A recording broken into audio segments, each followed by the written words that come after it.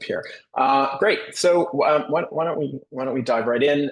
Title of my talk today is Cities and Spatial Inequality.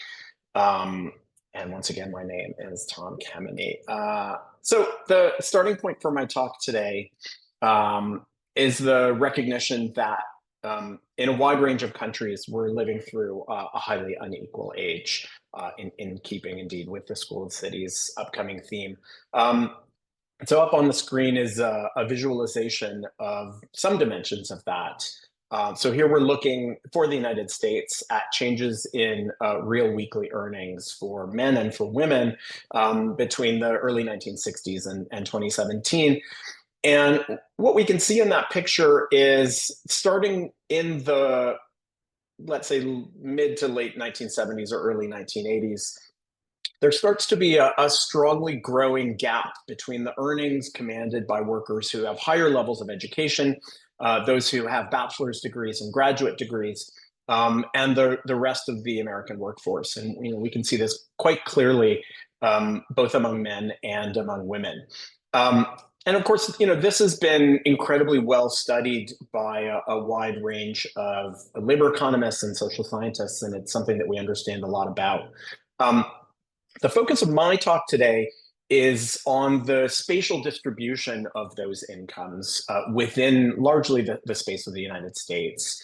And so here the recognition is that the inequality that we saw in the last slide is not simply between people, but also between places. And this is what I'm going to refer to as spatial inequality. So as a visualization of this up on the screen, we can see a figure that captures this spatial inequality again for the United States.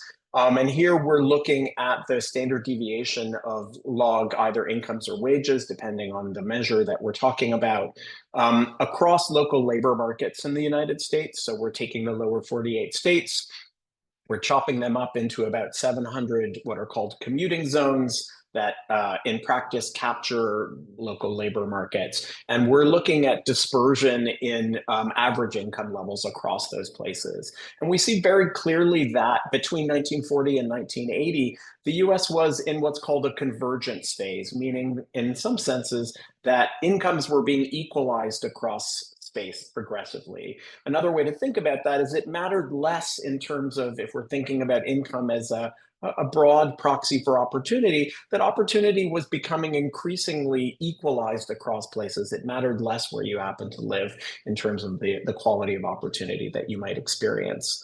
But then around 1980, that pattern really, really changes and sort of flips from convergence to divergence. And since 1980 in the US, we have experienced this growth, this significant expansion in spatial inequality. And so this is really what I'm going to focus on today.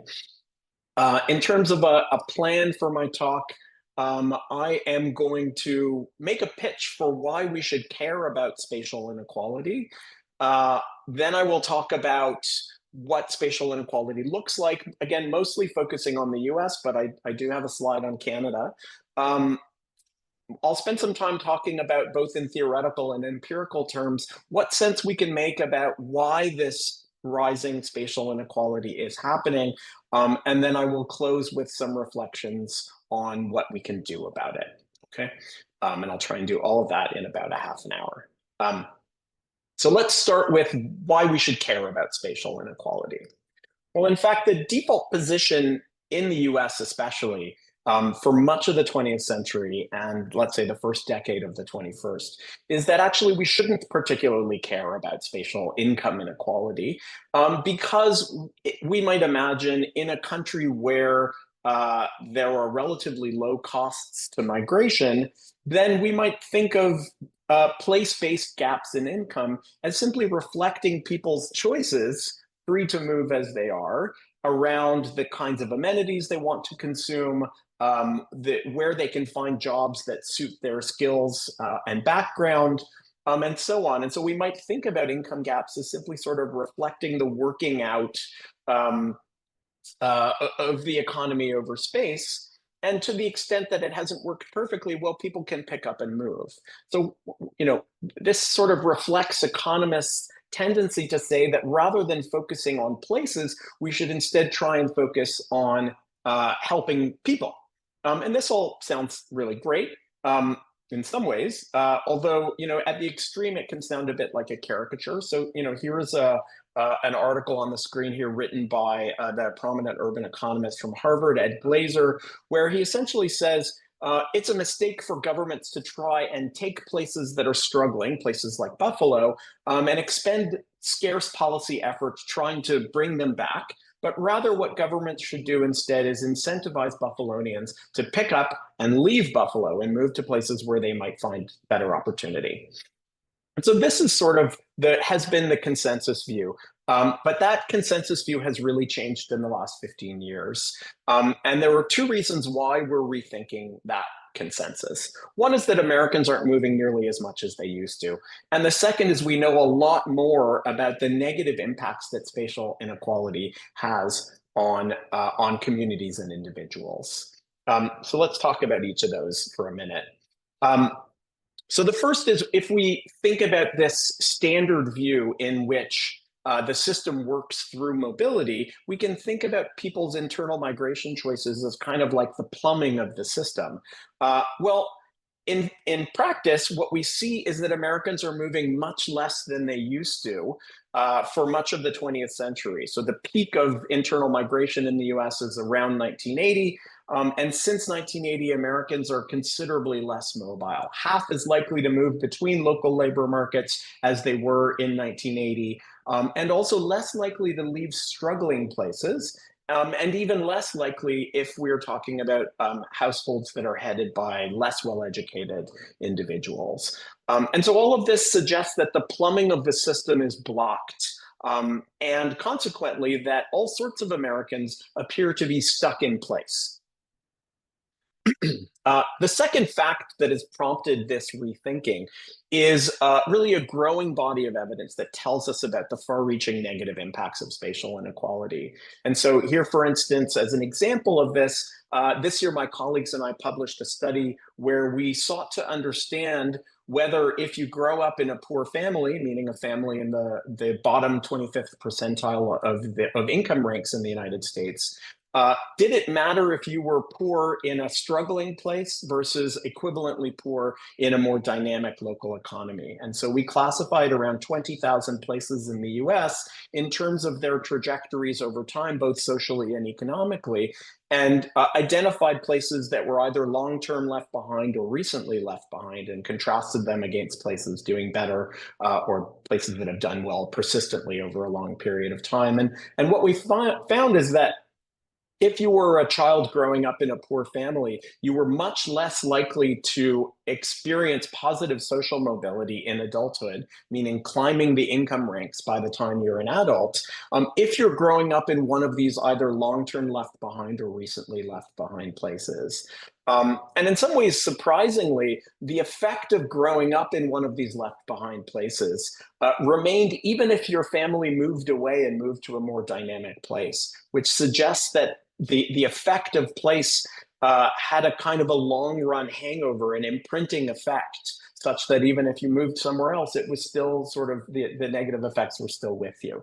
And really, this is part of a much larger body of work in which we now know that the experience of growing up in a left behind place, of being in a world that is on the losing end of spatial inequality, is associated with persistent disparities in non-employment and underemployment, in disparities in health, gaps in terms of career progression, differences in terms of race-based exclusion, and also differences in terms of support for the kinds of anti-system politics that gave us things like the Brexit vote and Donald Trump. And so all of this has really prompted a rethinking and a shift away from the previous consensus that said, we don't need to worry about places, we can just worry about people. Well, now we know that people are nested in places in a persistent way, and that place has an independent effect on people. So we also need to be thinking about people and not just places. Well, if we're going to do so, we need to understand what spatial inequality in the United States looks like, or any country for which we would like to intervene and improve the situation. So I want to show you some basic patterns. This is the one that we already saw, which simply just sort of captures the broad picture. And again, highlighting the fact that what we see when we look at spatial inequality in the US is this pattern of divergence in recent decades and convergence in the decades that preceded it. Uh, Now, if you're wondering about Canada, as I imagine some of you are, there's not nearly as much research on the situation in Canada as there is on the United States, but some recent work by some colleagues has sought to trace a variety of countries' patterns of spatial inequality. And what we see when we get a glimpse of the Canadian picture, considerably shorter run in terms of the time period, just from, I think, 1986 or 1987 forward, is that the Canadian trend line in green here follows the same broad trajectory as we see in the United States. And so, although spatial inequality in terms of absolute levels is lower in Canada, Canada is a more spatially equal country, it is nonetheless becoming more spatially unequal at a rate that is quite similar to what we observe in the US. Now, back to the US case, if we want to sort of pull apart contemporary spatial inequality and understand it, what we see very clearly is that it is driven by a small number of very, very large and economically important cities. And so the picture on the screen here, this figure represents work that I've done with a colleague of mine where we use some machine learning techniques to identify essentially pathways that cities follow in terms of the distribution of income relative to the overall average, to identify places that are sort of moving through the income distribution in common ways. And what we find are a small group of superstars, this is the orange line at the top, that are persistently rich over the entire 80 odd year study period, but which have really, really pulled away from the rest of the US urban system over this period. And in fact, these superstar cities, as we call them, occupy only 3.5% of the approximately 700 local labor markets that we're studying, again, that cover all of the US except for Alaska and Hawaii. Um, but despite their small number, these are hugely economically important. They consist of around 40% of the US population today and over 40% of US GDP. And so this is really reflects the nature of the contemporary spatial inequality, that the New Yorks and the San Franciscos and the LAs and so on have really pulled away from the rest of the country, leaving this deeply polarized urban landscape. Now, all is not necessarily well in the superstars either. We can see that superstars have become more internally unequal over time. And here we're reflecting back on this college non-college divide that we started off with in the very first slide. Each of these scatter plots represents for a particular year the relationship between wage levels on the vertical axis and population density on the horizontal axis. And we can think about the more dense cities here, those on the far right-hand side of each scatter plot, as more or less the superstars. These are large, dense, populous cities, and those on the left are smaller places. And what we can see is that both college-educated and non-college workers in 1970 in the US exhibited what's called a strong urban wage premium, meaning if you live in a bigger place, you earn higher wages. And that was broadly similarly true whether you had a degree or not. However, as we move through time, if you flip over to the 2019 scatter plot, what we see is that college-educated workers still get a strong wage premium. They still benefit very strongly from living in the superstar cities, let's say. But non-college workers have a much weaker premium. They're doing much less well, not just compared to college-educated workers, but compared to how it used to be for non-college educated workers in 1970. Now, of course, pictures like these ignore the cost side of the story. And I'm sure many in the audience are interested in housing and the affordability crisis. Well, when we factor in, as I've done just for a for fun in preparation for this talk, uh, gather in housing expenditures for these two different groups, for college educated workers and non-college educated workers, we see a really striking change in the picture. So in 1970, net of housing expenditures, there still was this urban wage premium. You were still better off if you lived in a bigger city. But in 2021, well, this is still true for college educated workers, but it's no longer true for non-college workers. They simply don't earn enough in the superstars to outweigh the high costs in these places. uh, and the final sort of bit of descriptive evidence I'll show you is to acknowledge the fact that most of the work on spatial inequality, not just in the US, but around the world, has really been focused on wages and incomes. However, we know from an enormous body of work around wealth at the national level that wealth is hugely important, that wealth enables choice and stability in life. But as we now know from work that I published with some colleagues this year, which presented the very first data available that allows us to describe spatial inequality in terms of wealth for the United States, that in fact, spatial wealth inequality is much, much bigger than spatial income inequality and has grown significantly faster. So the chart on the right shows us Gini coefficients, a measure of inequality for income. That's the dashed line, something we've already seen, but also wealth inequality, again, across commuting zones. And again, we see that wealth inequality across space is much, much bigger than gaps in income, something that really merits a lot more study going forward. So how should we think about these patterns? How to make sense of them? Well, in the literature, there is widespread agreement on the proximate cause or direct determinant.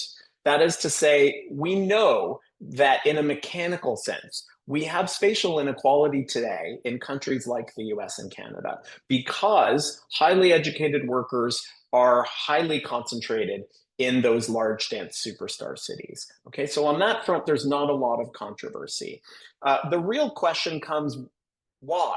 Why is it that highly educated workers are so strongly clustered in large cities today? And although there is debate, most of the stories that we get from urban economists and economic geographers start from labor supply. They start from individual choices about where to live. And so we get accounts that emphasize amenities that say, for instance, college educated workers prefer to consume certain kinds of amenities. Let's say they really like opera and they really like nightclubs, and high quality opera and high quality nightclubs are more likely to be available in large, dense cities, and therefore college educators, college educated workers vote with their feet and they move to those sorts of locations. A second sort of argument we get suggests that college educated workers, more than other kinds of workers, benefit from being around one another because they get to learn from one another in ways that improve their productivity. And therefore, again, it makes sense for them to choose to live in places where there are already existing clusters of college educated workers. And then we get a third kind of argument that essentially says that in superstar cities, NIMBYs have enacted so much land use regulation that prices have risen significantly in those locations. And as a result, no one else but college educated workers who can command high wages can afford to live there. Now, I have some sympathy to all of these explanations, but it's worth saying that most of the work from which these stories emerge are very focused on today's divergence period, meaning they're not really thinking about the past, and they're really not thinking about the fact that actually in the US, we have flipped from a pattern of convergence to a pattern of divergence. And when thinking about that alternation from one equilibrium to another, we have to ask ourselves some different kinds of questions that are sort of why now kinds of questions. So in other words, why is it, if we assume perhaps that college educated workers also liked opera in 1960, why were those college educated workers making different kinds of locational choices then than they do now? We could equally talk about the sort of spillovers of benefits from co-presence. We have no particular reason to think that college-educated workers didn't learn from each other in the past. Well, why were they making very different kinds of choices then as opposed to now? And so I would argue there's something unsatisfying in the theories that we're getting that help us understand why we have such a concentration of highly educated workers today.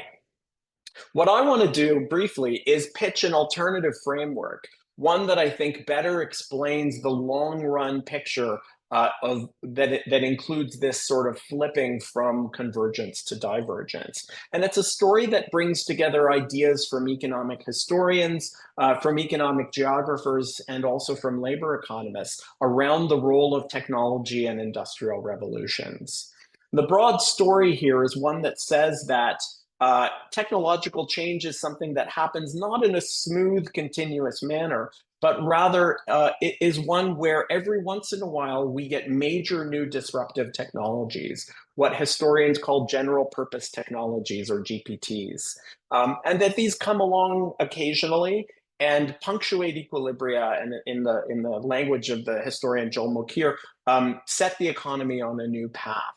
Now, we know from labor economists that technological change generates winners and losers in the labor market. It complements some kinds of workers and substitutes for others, with significant inequality effects that emerge from that technological change. We also know from the work of economic geographers that new technologies and the work that emerges around them to develop those new technologies and apply them in the economy emerges in a concentrated spatial form, that this kind of frontier work tends to be highly agglomerated. And that we might think about the formation of this concentration of these agglomerations of frontier work as kinds of seed beds of future superstardom, that they might help us predict which places emerge as important dynamic economies. And that associated with that, we might find high average wages for the places that manage to attract and retain that kind of work, but also internal income inequality, as of course not everybody in San Francisco is a tech worker, let's say. We might also make a link to wealth in the sense that if you're a tech worker, for instance, you earn a lot of money, you will take some of that money and invest it in housing, both for yourself and perhaps as an investment.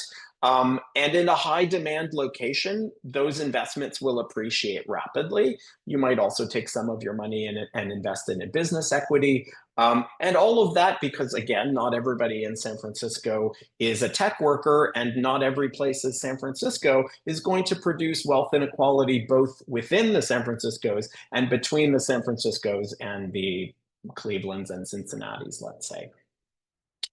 The story from economic historians is also, in a very historical sense, one where the benefits of technology don't remain forever. Rather that what was once a disruptive technology eventually matures. And with maturation, we get both a diminution of the economic rents that come from being able to work with that technology, and also a spreading out over space. And so we might imagine, in a highly stylized way, a picture a little bit like the one on the screen, where, let's say, in response to the technologies of the second industrial revolution that start in the 1860s with the advent of the electrical dynamo, we might eventually, once those technologies hit the economy, see a rise in spatial inequality for a while. And then, let's say around 1940 or so, we get a tipping point past which those technologies start to mature.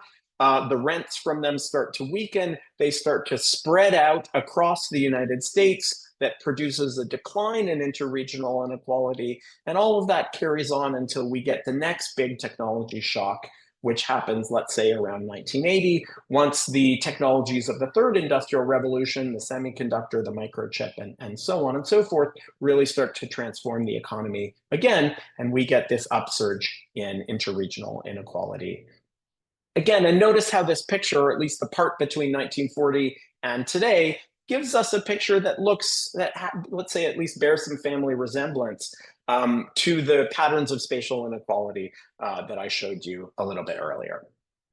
So this is a nice story, but can we provide some empirics that support or falsify it? In recent years, this is what I've been trying to do with a number of colleagues. And so I'll show you just a couple of highlights from that work. In one piece of work, what we're trying to do is identify important technologies, ones that have the potential to be disruptive and especially important. And the way that we've been doing that is essentially to scrape all of the words and pairs of words or bigrams from the entirety of US patents granted between 1920 and 2020. This is about 10 million patents. And then what we're trying to do is identify those words and bigrams that appear to be especially important. We're trying to figure out importance on the basis of words and phrases that suddenly start to appear at high frequency across all of the other patents. Okay, so if you're a word and you are not appearing in a lot of patents and that's not changing very quickly, well, then we're going to say that you're not particularly important. Whereas if you are a word or bigram that all of a sudden starts to appear at high frequency across a wide range of patents, we're going to think, well, this is a potentially important technology. On the left, you can see some sort of proof of concept of this idea. So we can see the word telegraphy, for instance, which is a technology that was probably already relatively mature by 2020 when our study period begins. And indeed, it is high in the quantile distribution of mentions. This is the vertical axis, how often it appears across patents. It appears in a lot of patents, but it doesn't change much over this period. It's quite stable. And here we can contrast that against words like the internet or smart contract, which is a blockchain word. So internet around 1990 really starts to take off and rise in the quantile distribution of mentions. And we see the same thing for smart contract in the late 2010s. So we think we have a rough gauge of what's important and what isn't in technology. We can then roll up these words and concepts into the patents in which those words and phrases appear. And then because for each patent, we know who the inventors are and we have addresses for those inventors, we can also place those patents in space. So on the right-hand side here, we can look at whether these important technologies or the inventions that contain them are spreading out over space or are concentrating. And indeed, what we see is a picture that looks remarkably like the picture that we saw for the income distribution across space. That is, between 1940 and 1980, important inventions are spreading out across the United States. And then right around 1980, this pattern flips, and those important inventions are starting to concentrate. And this is, again, a story that's highly consistent with the picture that we get around incomes and is also consistent with the theoretical framework that we set up by means of explanation. And in some ways, I want to emphasize, when we saw this picture for the first time, how striking it was in the sense that that income picture is using wages and salary information. Here we're using words and phrases and patents, and yet we get such a strong familial resemblance across them. Now, is this slam dunk evidence that this is the cause? No, this is simply a descriptive picture. We can go a little bit further towards confidence that this is the actual story here in a regression context. So here what we're doing is linking places in terms of whether they are adding important inventions or other kinds of inventions. The important inventions on this chart are called those rich and rapidly codifying knowledge. And what we can see, and this is a quantile regression, so we're looking at changes in the local income distribution in response to the addition of these either important or less important patents. And we see that adding these important innovations is linked to rising local income levels. So if we look at the median, for instance, we can actually say pretty much any kind of patent is linked to a rise in the median income. But we see that those places that are adding more of these important inventions in blue experience really mostly gains at the top of the income distribution. So these innovations are linked to local income levels positively, but they're also positively linked to income inequality inside those places. We can also examine the labor market side of the story. So the evidence that I showed you on the previous slides is focused on the production of technology, but we can also look at how the labor market responds to the introduction of these new technologies. And my colleagues and I have tried to do that by seeking to identify the kinds of workers that are likely to be at the technological frontier, meaning those who are responsible for taking the new ideas and applying them in the economy.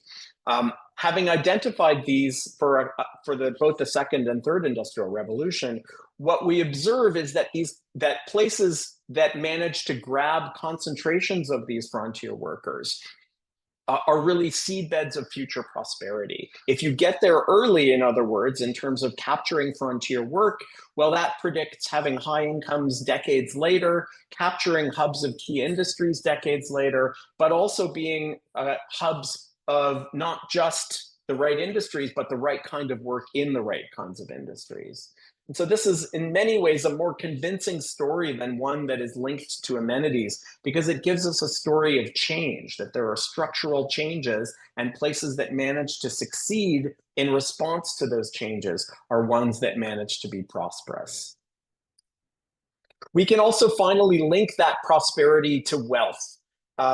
So using our new wealth data, what we can observe very, very descriptively is that the places that do the best between 1960 and 2020 are those that capture tech and finance, right? Places like San Jose and San Francisco, New York, Boston, and so on are among the cities in the US that manage to go from moderate levels of wealth to the very highest levels of wealth by 2020. Whereas places in the Rust Belt suffer, and many parts of the American South remain relatively low wealth places in 2020 as they were in 1960. So this is just some selective evidence from a much larger body of work, but it broadly supports a key role for technological change and supports a story that helps us understand not just inequality today, but also the convergence period that preceded it. Now, I would say it's important to get the story right because we need to know if we're going to act to try and prevent spatial inequality or ameliorate spatial inequality, where the story starts. A lot, as I mentioned, a lot of the stories that we get are focused on individual locational choices or individual agency. But I've tried to tell a story that starts instead from technological change as a deep structural force. That doesn't mean people don't have agency, but they are responding to a map that is changing, that is not something that they have individual abilities to alter. And in that sense, it's not to say that amenities and housing are not important in locational choices, but we can think of them in a meaningful way as being intermediate outcomes of deeper technological change and industrial structure rather than independent causes. Okay. So what can we do about it? Can we just sit back and wait? This is the question that I sometimes get when presenting this work. There's a couple of reasons why we shouldn't. Of course, when we look at the kind of stylized picture that I showed you a number of slides ago with this up and down pattern, sometimes people ask, well, shouldn't we get another maturation phase soon and maybe we can just sort of sit tight and not worry too much about it? Well, one response here is, of course, that this picture is intended as a metaphor rather than a literal prediction. In that sense, there's no necessity that we have a long period of maturation that follows the period of sort of greater upheaval. And indeed, today we have good reason to think that we have a new general purpose technology that we amusingly use the word GPT to describe, that AI is really coming hot on the heels and building directly upon the technologies of the third industrial revolution. And so there's no particular reason, although we don't know exactly what AI will bring, to think that we're going to get this sort of period of cooling off and maturation. Second point to make is that the middle of the 20th century in America was a unique period of non-globalization. And that meant that firms seeking cheap production locations sought out those locations within the United States, mostly in the South. But today, if we were to have a moment like this, Trump tariffs notwithstanding, we might expect that most firms would look abroad to lower income countries to disperse the work rather than cheaper parts of the United States or other high income countries. A second point to consider about what we can do about it is can we simply just sort of build our way out of it? There are arguments, some rather prominent arguments, to say that a major solution to spatial inequality today is to unleash, let's say, YIMBYism on steroids, to massively deregulate land use regulations in order to unleash a building boom that would, so we are told, make superstar cities dramatically cheaper, much more affordable than they currently are. Now, one response to that is I'm not sure that this is a solution to spatial inequality, in the sense that I don't think everybody in Buffalo is going to pick up and move to San Francisco. First of all, the industrial structure of San Francisco, I'm not sure is perfectly well equipped to accommodate them. But we will be leaving people behind. In other words, we might think of this solution, even if it worked, as a source of spatial inequality rather than a solution to it, or a bit of both, let's say. I would also argue that this sort of solution is insufficient to solve the housing crisis. And meaningfully because, and I think this is underappreciated, our model for producing cheap housing is not so easily within our grasps, especially for superstars. That model has been to build cheap housing at the urban fringes, to build on greenfield sites where housing can be produced, mass produced really, cheaply. But we have growing evidence that superstars are at their limit, meaning that we don't have lots of greenfield that is available, that is within easily commutable distance. And in fact, even in the sort of low regulation poster children, places like Houston and Dallas, there's growing evidence that they are also starting to switch greenfield construction for more expensive infill construction. And so this means that even if we were to massively deregulate, cheap housing may be much harder to reach than advocates suggest that it may be. It puts a great deal of weight on our ability to unleash, first of all, a massive housing boom, but also an enormous amount of filtering through which affordability might actually be obtained. Now, I want to be clear, I'm not a skeptic of our need to increase housing supply, but I think we need to recognize the deep forces blocking affordability and what it means for spatial inequality. I think the result is that we are likely in the US to be in a persistently polarized country, one that continues to be buffeted by technological disruption with its internal labor market contradictions, one that's manifested in a highly selective geography in which superstar cities continue to be expensive and to have real entry barriers to less skilled workers. And I wish I had perfect solutions to this problem, but my work has mostly been focused on trying to make sure that we actually have the right diagnosis of the problem, and we can build from there. So thanks very much for listening. I look forward to your comments and questions. Fantastic, Tom. Thank you so much. We learned a lot. That was a lot of information. So everyone is welcome to ask questions at this time. We'll take as many as we can. We ask you to ask a question rather than make a statement. So if you'd like to do that live, please request and we'll get to you. I will start us off with a question that came in before our talk today from somebody. Have you looked at the sort of advent of work from home, work remotely, and how this might impact spatial inequality and movement in the US? Yeah, it's a great question, and I think so. My sense of the working from home revolution is that it doesn't fundamentally alter the superstar versus non-superstar nature of the US economy. What it does do is redistribute work within the superstars and within other kinds of places. And that is because what we know at this point is that although we work from home some days a week, there are very, very few jobs for which working remotely can be done completely. And so that means that workers are still tethered to their region of work. So maybe they move to the suburbs and they exchange a smaller home closer to the office for a larger dwelling with more green space on the urban fringes.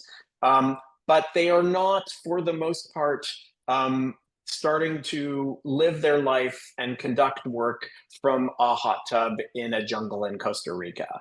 And I think, as long as we continue to be in work 2 days a week, or whatever the number is, I think we haven't really fundamentally disturbed this kind of winner take all urbanism that characterizes the US economy.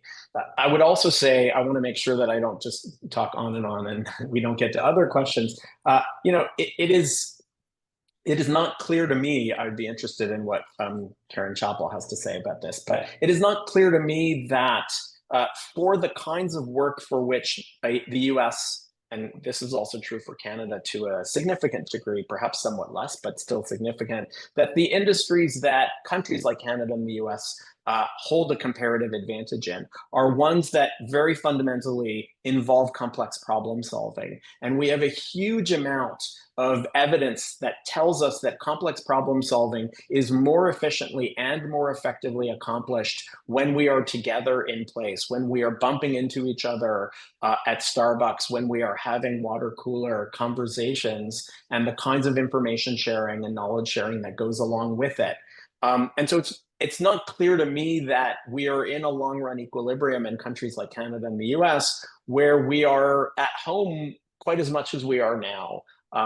This is me editorializing, but I imagine a time in the relatively near future where we're back at work more than maybe we were in the opening post-pandemic moments. Yeah. Great question from Mayana, one of our work studies students. She's asking about the policy change about unions in the Rust Belt and how that might impact the lack of wealth and financial stability of the laborers. And can unions help to mend these spatial inequalities? So sure, I think there is certainly a role for unions, and I think that they can help. I think the larger challenges are that, and this sort of links back to my previous comment in some ways, that I have a hard time imagining, unless we experience a very profound deglobalization, and with Trump in power, anything's possible. So I don't have a crystal ball, but I think absent a profound deglobalization, I don't see a massive broad manufacturing boom of the kind that we saw in the middle of the 20th century. And there's good reasons why not. I think, although international trade has winners and losers, broadly, there are significant winners from the United States not being as focused on manufacturing as it was in the middle of the 20th century. But as a consequence, it's focused on kinds of work for which at least unionization has not been a traditional backbone of labor relations.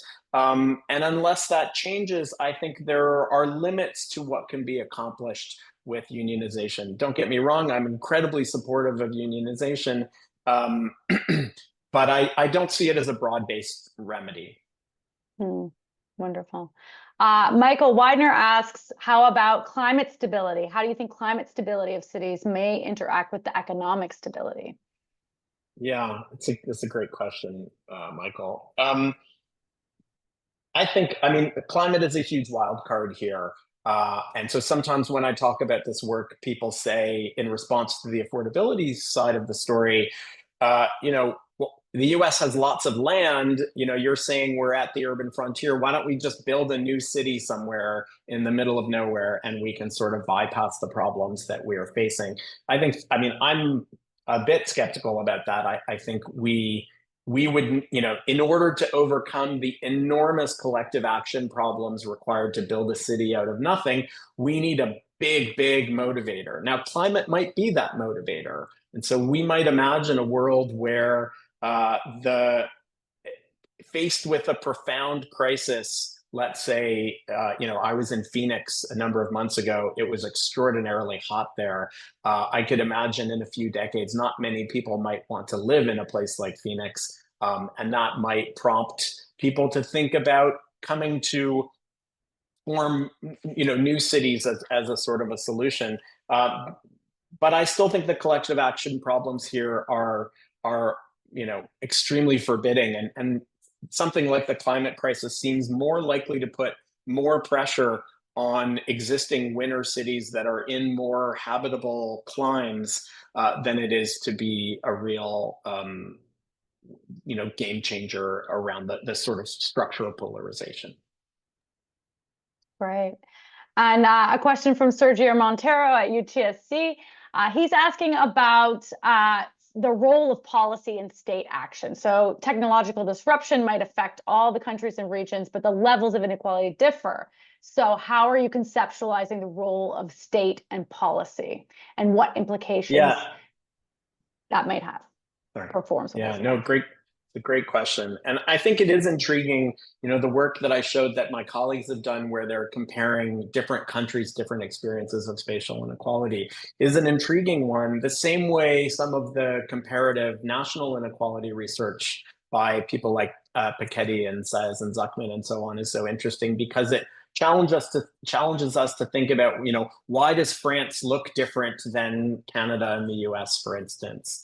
And I do think there are deep policy questions there. I think there are also deep questions around why the U.S. looks so particular, and I think part of it, and I think this supports my emphasis on technology, is that the U.S. is really where the third industrial revolution has happened in ways that Canada and Europe are at best second movers, and in some cases, worse than that.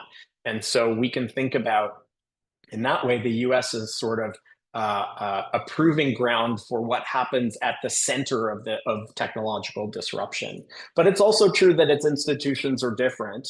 And so, one might say, for instance, when looking at a country like France, which has an enormous public sector when compared with a country like the U.S., that this is sort of a way that one might combat some degree of spatial polarization. However, it must be said that the goal should not be to avoid the technological dynamism. The challenge really is thinking about how to harness it for greater equality. I think that's profoundly challenging to do, and I'm not sure that I know. I don't have a magic solution for that problem. I wish I did.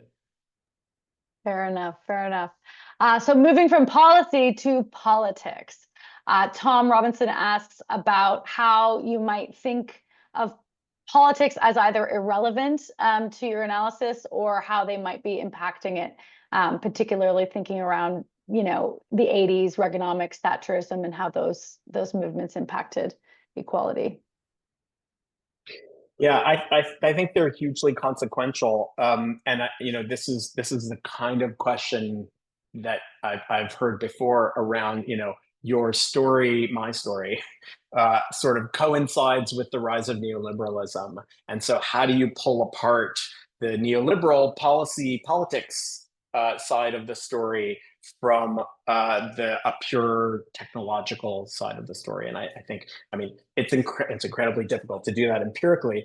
I think, what I would say is that we are now, I would argue, in a post-neoliberal moment. We're not yet in a moment where, and here I'm sort of, I'm cribbing the work of the historian Gary Gersel, who I think has made really convincing arguments about how we are in a funny moment in between things, and we don't quite know politically and institutionally where we're going, but we're no longer in a purely Reagan, Thatcher, neoliberal age. And yet, the Biden administration, which has expended significant policy effort in trying to spread prosperity more widely, I think there's a real absence of knowing how to do that effectively without simply making it, sort of handouts that don't produce self-sustaining growth. And I think it's important that we recognize that despite many, many decades in countries like the US and certainly in Europe, where they spend a lot of money trying to help struggling places do better, that we're not in a place where we know particularly well how to do this. And this transcends whether we have neoliberal attitudes or whatever it is that describes the sort of policy consensus that emerges now. That we, in a very fundamental sense, we don't know how to take places that are struggling and make them prosperous. I wish we did. We're working on it. We're gonna, we're gonna uncover some new solutions to so I'll give the last question to Lisa, who just put in the chat. How does your research consider the finite resources, i.e. the finite amount of space and land and natural resources? Or you could answer her second question, which is, what's your definition of technology, and how we consider technological advancement and define it? Is it resource intensive or connected to economic advantages in that capitalist sense of the word, or is it something else? The second is easier to answer than the first. um, in terms of how I define technology, I mean, it's an economic definition. So we can, in that sense, we can think about technology as the recipes that allow us to produce value, rather than tangible things. It's not so much about resources. Of course, at a certain point, it involves resources. But the core process of technological change is learning new recipes that allow us to bring resources and ideas together in order to produce value. I think in terms of the limiting resources, the one that I'm most focusing on is this idea that we are at a point in many cities where we can't simply just keep sprawling out, that the model of sprawl that is defined 20th century urbanization in North America and so far much of the 21st century is a broken model that is becoming increasingly inaccessible to us. Not only is it bad for us, but fundamentally, even if it was good for us, we're running out of space unless we invent, teleportation machines. It is no longer practical, and it really forces us to rethink how we are building cities, how we can achieve any degree of affordability going forward. And so I think these are really, really huge questions to be thinking about. And with that, I want to thank Tom Kemeny for his fascinating presentation today, and thank you all for joining us. If you want to learn more about our events and activities, schoolofcities.com is the place to go. You could sign up for our monthly newsletter and learn about everything we're doing. Thank you so much, and have a wonderful holiday season. And we'll see you next time at the Knowledge Cafe.